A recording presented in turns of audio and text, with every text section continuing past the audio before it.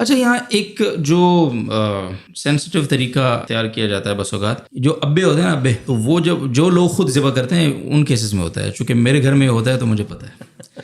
تو والد صاحب جو ہوتے ہیں نا، والد صاحب بھی آپ کا پوڈ کاسٹ دیکھ رہے ہیں.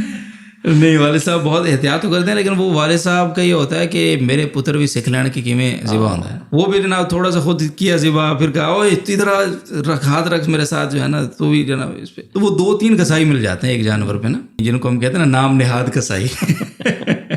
تو اب ان تینوں کو، یہ 2 لوگ مل گئے یا 3 لوگ مل گئے، یہ تینوں مل کے ایک ہی چھری انہوں نے پکڑی ہوئی اور سکھانے کی غرض سے، تعلیم کی غرض سے یا کسی بھی غرض سے یہ اس کو ذبح کر رہے ہیں، تو ان تینوں کے لیے تکبیر پڑھنا ضروری ہوگا یا کسی ایک نے پڑھ لی تو کافی ہوگی؟ یہ والی غلطی اس کو بھی واضح کریں، اور اس کے اندر شرعی حوالے سے میں کن چیزوں کا خیال کرنا ہے یہ بھی بتائیں. یہ آپ نے بہت اچھا کیا، کیونکہ یہ غلطی بہت ساری جگہوں پہ دہرائی جاتی ہے اور لوگ اس کو غلطی مانتے ہی نہیں ہیں. جی. اور یہ جو آپ نے بات کی نا کہ وہ شاید سکھانے کی غرض سے وہ یہ سارا کچھ کیا جاتا ہے، تو سکھانے کی غرض سے اتنے اہم موقع پر کم از کم یہ والی حرکت میں تو کہتا ہوں نہیں کرنی چاہیے. دوسرا معاملہ جو سب سے اس سے اہم ہے کہ اگر فرض کریں ایک آدمی جس کو خود کو ذبح نہیں کر سکتا، قربانی کے لیے اس نے قصائی کو بلا لیا، تو قصائی کہتا ہے کہ ہاتھ دونوں اکٹھے رکھ لیتے ہیں، تو اب ایسی صورت میں دونوں کا ہی تسمیہ پڑھنا لازم ہے. ٹھیک ہے. اچھا، بعض جگہوں پہ یہ بھی ہوتا ہے کہ جی جیسے وہ جی بیٹے کو کہا کہ جی پہلے چلیں آپ ذبح کرو جی، اب وہ بیٹا جناب لگا ہوا ہے. یہ میں نے خود اپنی آنکھوں سے ایک ویڈیو دیکھی، ایک جانور کو 7 افراد نے ذبح کرنے کی کوشش کی. اب آپ تصور کریں کہ تقریباً یہ ذبح کا جو عمل تھا یہ کچھ 6 سے 7 منٹ چلتا رہا. اب جانور کس قدر اذیت سے گزرا ہوگا اس کا ہم اندازہ نہیں لگا سکتے. سب سے پہلے بیٹے نے کوشش کی، اس سے کھال ہی نہیں صحیح طرح سے کٹ پائی.